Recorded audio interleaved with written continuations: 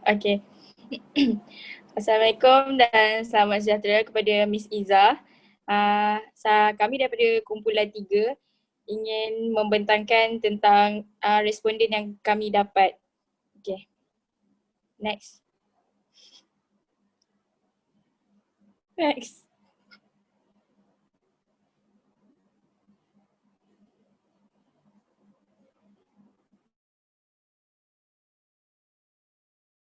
Okey, saya akan memperkenalkan saya. Yang pertama, Ahmad Aidil Abdul Halim, S27317. Yang kedua, Azizah Zuraidah Lizam, S27740. Yang ketiga, Wafa Nabila binti Muhammad Najib, S27921. Yang keempat, saya Nur Izzati binti Idris, S28240. Wan Amira Masita, S27511. Dan Bijaya Laksmi Naidu, S27247. Okay, next. Next. Okay. Untuk bagian pengenalan, kumpulan kami telah menemubuat seramai 4 orang awam di Bintulu secara dalam talian. Atas sebab kami menjaga etika dalam norma baru pandemik COVID-19 dan kami untuk mencari responden, kami telah memilih kenalan yang tinggal di sekitar area Bintulu.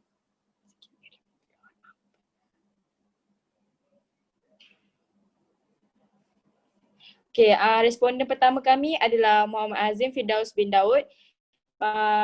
Beliau berumur 22 tahun. Etnik dia Melayu dan dia tinggal di Taman Matahari di Bintulu dan dia adalah seorang pelajar. Beliau juga bukan dari keluarga petani.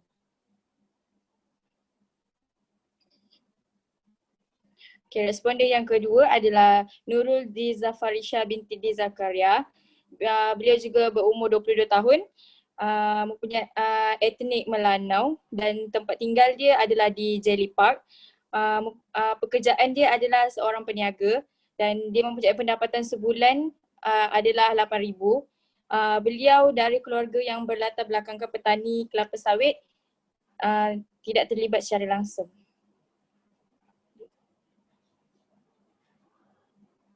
Okay, responden yang ketiga kami adalah Nur Jafiana binti Laubi. Beliau juga berumur 21 tahun. Beliau adalah etnik Kedayan. Tempat tinggalnya adalah di Asyakirin dan dia juga seorang pelajar.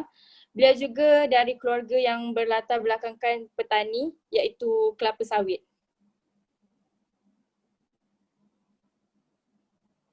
Okay, yang responden yang terakhir adalah Christine Sangan, anak Brayun. Beliau berumur 30 tahun. Etnik beliau adalah Iban dan tempat tinggal beliau di Taman Bandar Jaya. Beliau adalah seorang guru dan berpendapatan 1,500. Beliau bukan daripada keluarga petani.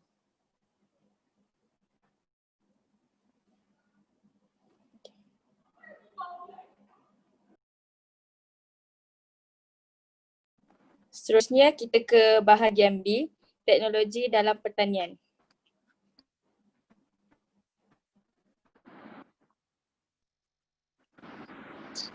Okey. Saya akan meneruskan pembintangan untuk bagian saya, jenis teknologi pertanian yang ada di Sarawak. Bagi responden pertama, Azim, dia mengetahui tentang teknologi pertanian tentang berkaitan dengan mesin manual padi. Bagi Biza Farisha pula, dia mengetahui teknologi sistem pengairan bagi tanaman cili. Untuk Christine, beliau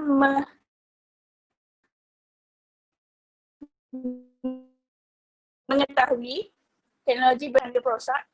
Untuk responden keempat, Jafiana, beliau mengetahui teknologi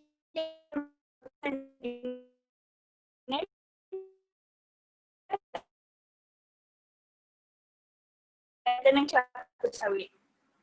Okay, next. Dengar tak? Okay. Okay, seterusnya saya akan teruskan dengan soalan yang kedua, iaitu teknologi tersebut dapat meningkatkan hasil ataupun tidak. Bagi untuk responden Azim Firdaus, iaitu responden pertama, dia menyatakan bahawa teknologi itu dapat meningkatkan hasil pertanian. Kenapa? Kerana lebih bagus dan lebih cepat kerana zaman teknologi. Untuk responden kedua, Dizaf, juga menyatakan lebih baik kerana ia membantu dari segi penyiraman tanaman cili padi beliau lah. Bagi Jafiana, juga berkata kerana lebih jimat masa dan tenaga buruh, dapat mengurangkan tenaga buruh lah. So Chris juga berkata so produk dapat dipasarkan ke peringkat lebih tinggi melalui aplikasi teknologi. Untuk kesemua responden bersetuju bahawa teknologi tersebut dapat meningkatkan pertanian. Okay, next. Okay, seterusnya. Soalan yang seterusnya adalah adakah kadar penghasilan di Sarawak mencukupi jika teknologi pertanian tidak digunakan pengusaha? Untuk responden pertama, untuk Azim, dia menyatakan bahawa kebanyakan hasil pertanian bergantung kepada teknologi. Untuk responden kedua, Diza Farisha menyatakan bahawa keluaran terbantuk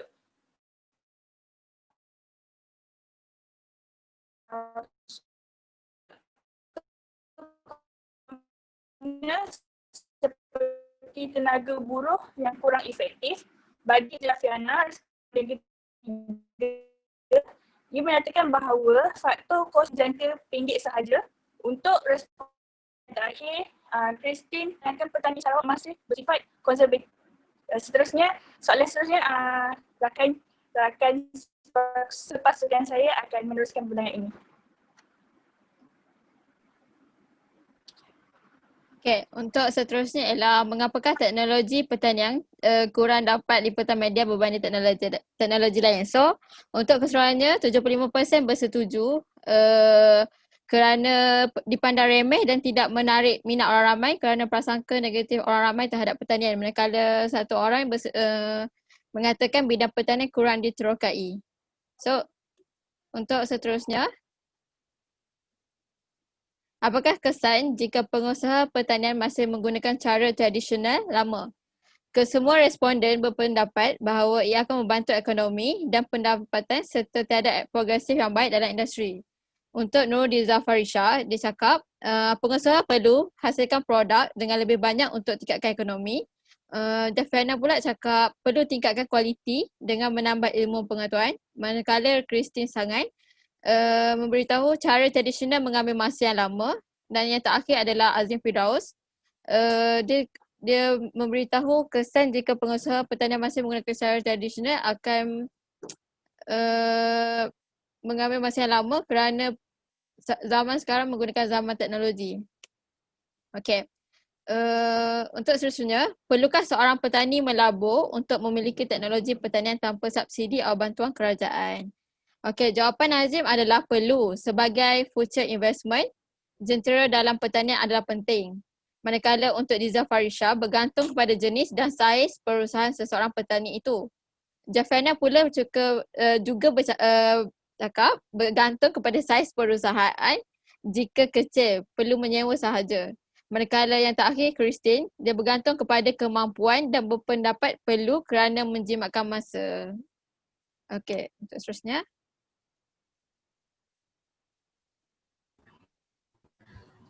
Okey, untuk bahagian C iaitu penglibatan generasi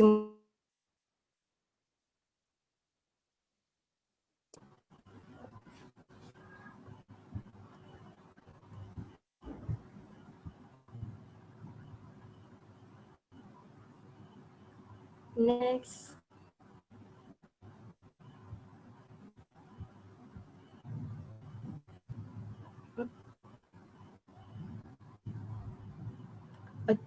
Okey, untuk siapakah golongan yang paling banyak menyumbang kepada industri pertanian di Sarawak ialah seramai 75%. Responden kami mengatakan bahawa golongan dewasa yang berumur 30 tahun ke atas merupakan golongan yang paling banyak menyumbang kepada sektor pertanian di Sarawak dan hanya 25% sahaja golongan muda iaitu berumur 25 tahun dan ke atas. Okay, next.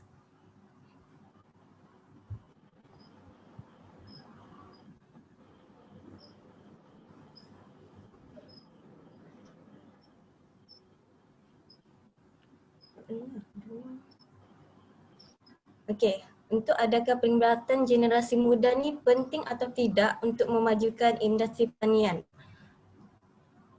Kesemua responden kami mengatakan bahawa generasi muda ni amat penting untuk memajukan industri pertanian kerana generasi muda ni merupakan generasi yang kerana melalui bidang pertanian di Sarawak untuk masa depan. Okey, untuk next. soalan seterusnya. Saya akan sambung untuk soalan seterusnya. Okey. Untuk soalan seterusnya, apakah cara paling berkesan untuk menggalakkan pelibatan generasi muda dalam bidang pertanian? Untuk responden pertama, Azim, menggalakkan aktiviti pelibatan aktiviti dalam universiti dengan mengadakan program berasaskan pertanian serta pendapatan sampingan untuk para pelajar. Untuk dengar tak? Dengar. Okey. Untuk responden kedua, Zafarisha, berpendapat memberikan peredaran serta menawarkan gaji yang berpatutan sebab pertanian ni kurang, mungkin bagi anak muda pertanian ni kurang sikit gaji dia tak berpatutan dengan kepayahan yang hadapi lah. Okey, seterusnya responden yang seterusnya, Jafiana, berpendapat pengaruh melalui pengaruh rakan sebaya. Melalui pengaruh rakan sebaya dengan berkongsi minat bersama dengan rakan sekeliling. Macam kalau kawan tu bolehlah share dengan kawan-kawan dia tentang hobi dia. Okay, untuk responden terakhir iaitu Christine, mencadangkan aktiviti hands-on ataupun talks di sekolah menengah serta ibu bapa juga menjadikan pertanian sebagai hobi. Okay, next. Okay. Adakah industri pertanian di Sarawak setanding dengan negeri lain? Okey, seramai 2 orang responden menyatakan industri pertanian di Sarawak setanding dengan negeri lain. Seramai seorang berkatakan tidak, iaitu Azim, tidak setanding dengan negeri lain, dan seorang lagi, Jafiana, tidak mengatakan tidak tahu. Next. Okey. Bagaimanakah anda perlu membantu industri pertanian secara langsung atau tidak langsung di Sarawak? Untuk Christine, dia mengatakan dengan menyokong produk pertanian tempatan di Imadi, beliau mengatakan beliau membeli produk-produk pertanian di Imadi lah. Dan seterusnya Zafarisha, dia kurang berminat dalam bidang pertanian sebab pertanian tu kebiasaannya dilakukan oleh lelaki. Itu pendapat dia lah. Okey, untuk Jafiana dan Azim menyatakan memuat-aitkan perihal pertanian di media sosial seperti Instagram dan Twitter. Contohnya post gambar dekat story ataupun status WhatsApp ke untuk orang lain tahulah tentang pertanian ni. Okey, itu je dari saya. Next.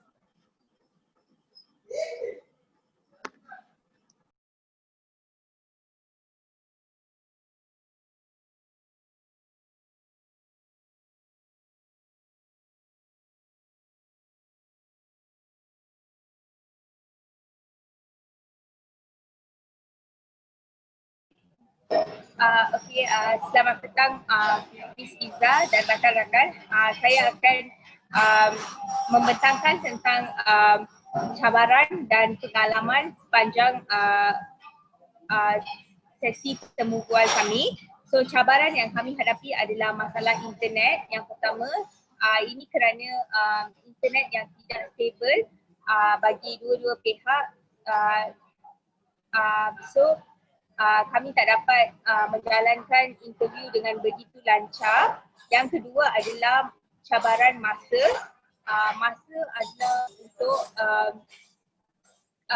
ada kalinya responden tidak mempunyai masa pada waktu lapan kita, dan ada kalinya kita tidak mempunyai masa pada waktu lapang responden tersebut. Yang terakhir adalah kesukaran mencari responden. Kami juga menghadapi kesukaran semasa mencari responden. Seterusnya pengalaman. Bagi pengalaman kami mendapat pengalaman yang baik kerana dapat berinteraksi dengan pelbagai orang daripada bidang yang lain dan juga dapat menghadapi semua cabaran dan menjalankan survey dengan berjaya. Terima kasih.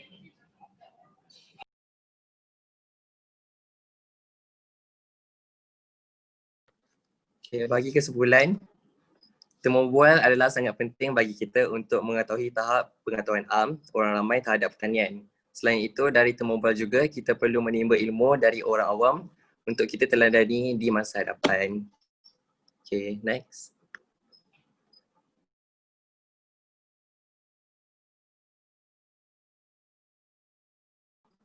Okay, itu je dari kami. Sekian, terima kasih. Kalau ada apa-apa soalan, WhatsApp di nombor tertera ataupun email di email tertera lah, dan jangan lupa follow kami di Instagram.